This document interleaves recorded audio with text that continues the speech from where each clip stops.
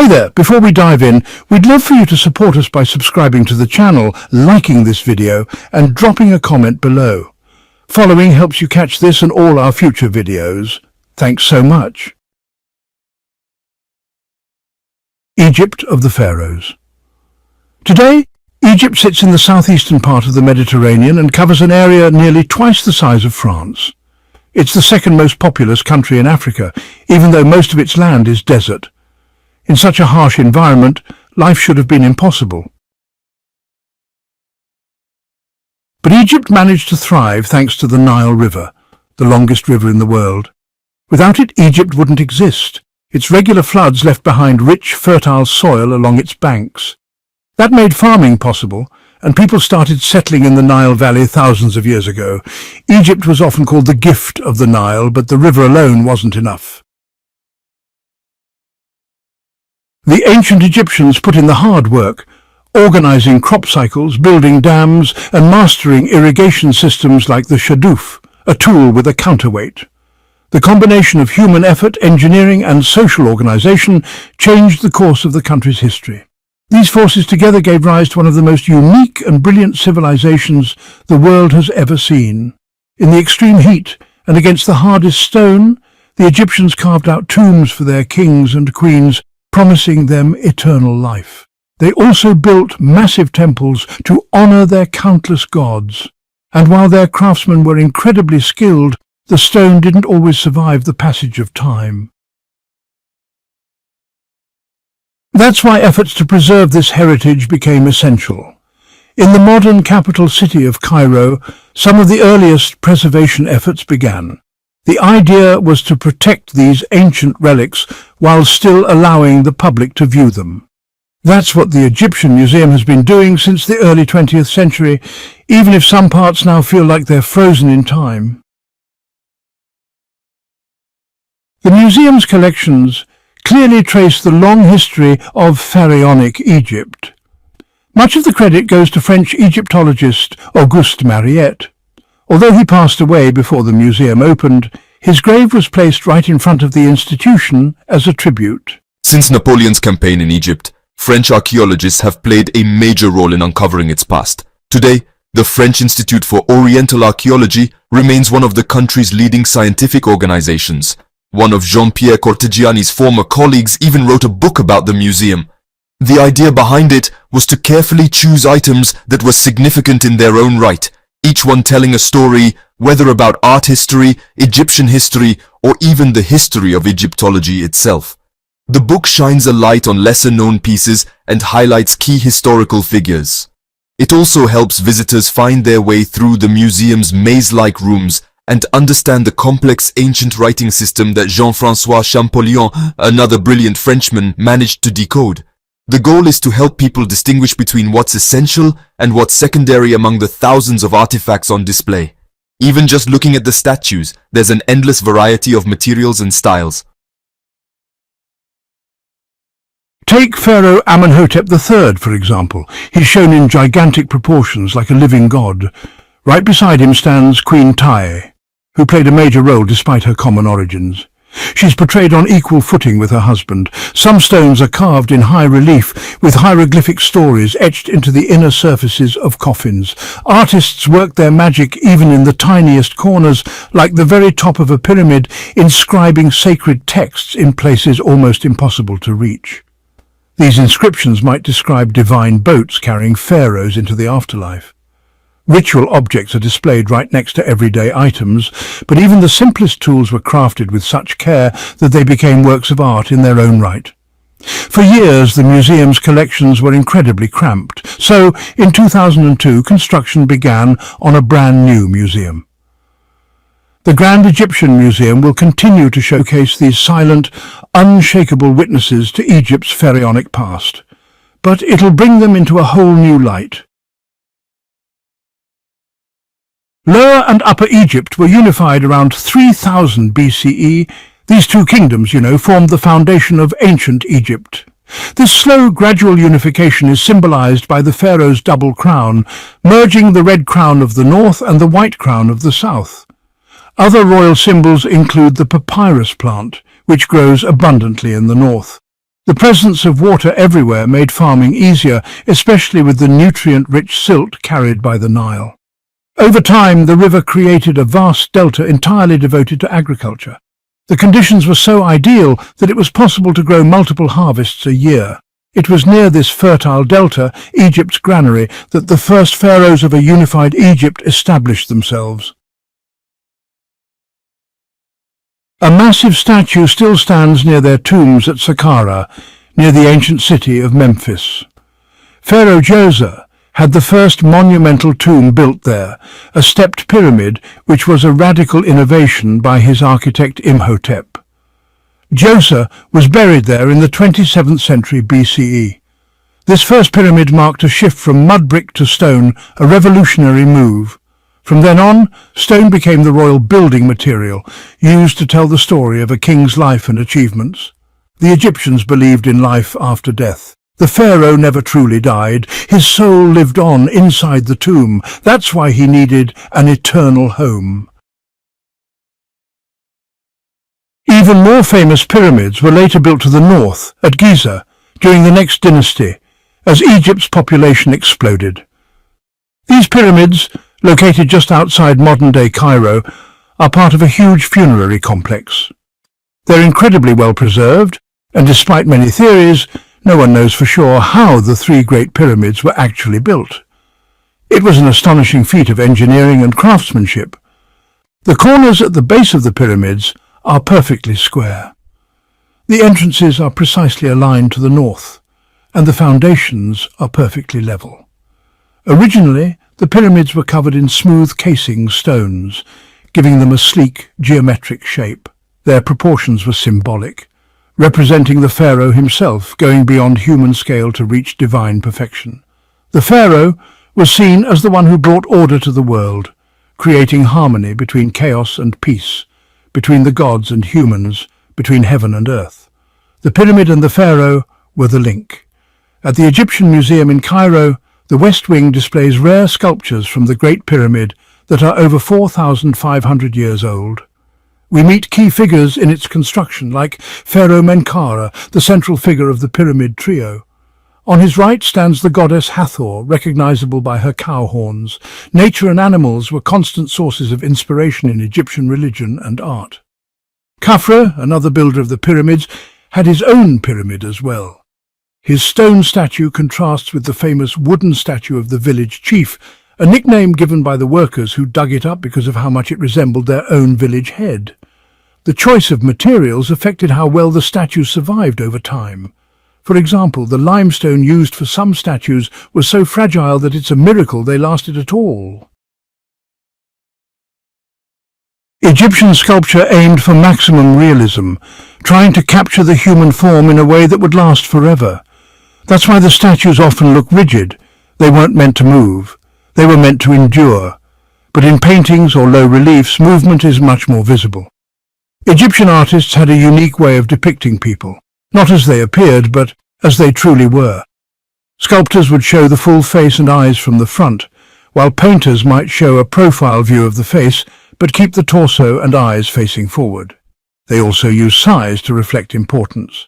For example, the artist gave Prince Rahotep and his wife Nofret equal size and status in their statues. Their crystal eyes were so lifelike that they shocked the workers who discovered them. Another artistic convention was painting women's skin lighter than men's. Limestone statues naturally degrade over time. So imagine how rare and precious metal sculptures are. One example is a life-size statue of Pharaoh Pepi, shown in a praying position. It's made of copper sheets, though the metal has heavily corroded over time. Music often accompanied religious ceremonies. But Egyptian artists weren't trying to beautify reality, they aimed to capture it truthfully. One sculptor showed the dwarf Seneb sitting cross-legged, his children positioned cleverly to cover his atrophied legs, balancing out the composition and preserving dignity through creative artistry. The tomb site where life never stops. Even as ancient Egypt expanded its influence beyond its unified kingdom, it was undergoing deep transformations. The heart of the country shifted toward the Red Sea. Over 2,000 years before the birth of Christ, a small area in the Nile Valley began to make a name for itself. It was the city the ancient Greeks would later call Luxor. Luxor became the most important capital of Pharaonic Egypt, both politically and religiously. The gods, worshipped there, held immense power. The Luxor temple gives us a sense of their influence. At the temple's entrance stood two obelisks, one of which was gifted to France and now dominates the Place de la Concorde in Paris. Over time, the Luxor temple underwent several changes. Its architecture and decorations reflect the reigns of different pharaohs. The sanctuary stayed well preserved because it remained half buried under sand until the late 1800s. A row of Sphinx statues lines the avenue that connects Luxor Temple to its neighbouring temple, Karnak. Karnak Temple was once a massive pile of stones used as a quarry by locals for centuries, but after decades of excavations and restoration, mostly by French archaeologists, its main structures have finally been revealed. The stones we see today are bare, but in pharaonic times, they were covered in vibrant color. Only the protected areas still show traces of that paint. The carvings have aged more gracefully. They still reflect the sacred purpose of the site. The ram, sacred to the god Amun, was central to worship here. Amun's cult was born in Karnak and later spread throughout Egypt when a pharaoh declared him the supreme god. The massive size of Karnak temple is proof of his dominance. As the sun sets, eyes turn west, where, at the height of his glory, Amun merged with the sun and vanished into the horizon. That's why the pharaohs chose to be buried in the west, near the end of their earthly journey. The early history of Karnak overlaps with the start of the Middle Kingdom, which followed the fall of the Old Kingdom. Many monuments in Karnak show how deeply religion was rooted there. Gods were often shown according to rank, like Horus with his falcon head. Temples became so vast that sculptors carved several statues of the same king in a single complex. But look closer. The pharaoh's expressions had started to change. Gone was the eternal calm of earlier dynasties. Some faces now show frustration, even anxiety. Egypt had once again fallen into internal chaos near the end of the Middle Kingdom. Eventually the country was reunited around its capital, Thebes, and from that the new kingdom was born in the 17th century BCE. This was Egypt's golden age, fueled by military conquests and thriving trade missions. Near the cliffs of Thebes, shaped like a pyramid, the pharaohs began to carve their tombs deep into the rock. Dozens of royal tombs were built on the west bank of the Nile in what we now call the Valley of the Kings. Even though Egyptians didn't really understand why the Nile flooded or the sun set, they saw both as symbols of rebirth and eternal life. And you know, ironically, the most impressive building on this site isn't even a tomb, it's a temple. Its architecture is one of a kind, and the woman behind its construction was just as extraordinary. At the Egyptian Museum's New Kingdom section, one queen still amazes visitors with her ambition and strength. Hatshepsut, the beautiful one as she called herself, wasn't content to just sit idle at court. She took the throne after sidelining the rightful heir. Still too young to rule, this little girl dressed like a man and hid her femininity. She adopted all the symbols of kingship and called herself Pharaoh. Her successor would later destroy most of her statues and erase her name from history, branding her a usurper. But this likely wasn't a true coup. The young heir had always shared power. Hatshepsut ruled for nearly 15 years and was far ahead of her time. Egyptian women held a respected status. A wife was a man's lawful partner and could even manage property, as long as she stayed in her place. Power still lay mostly with men who rarely shared it. Hatshepsut took advantage of a power vacuum. She even wore the royal cobra on her forehead, the symbol of divine protection, claiming her right to rule. Another famous woman from this period was Nefertiti, remembered for her legendary beauty and her marriage to the controversial pharaoh Amenhotep IV. He moved the capital, broke traditional artistic rules, founded a new religion, and changed his name to Akhenaten. This caused a major but short-lived crisis. Despite all the conflicts and rivalries, Egypt reached the peak of its influence during the New Kingdom. On temple walls, Egypt even recorded the names of neighbouring peoples. One of those inscriptions might be the earliest known reference to Israel in ancient Egyptian records.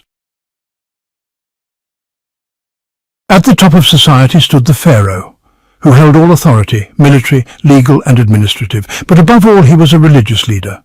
He maintained favour with the gods by organising their worship. Only the Pharaoh could truly commune with the gods like Amun, whose sacred animal was the ram. Through grand statues the Pharaoh showed his ideal form, strong and perfect. But in front of the gods he made himself small and humble.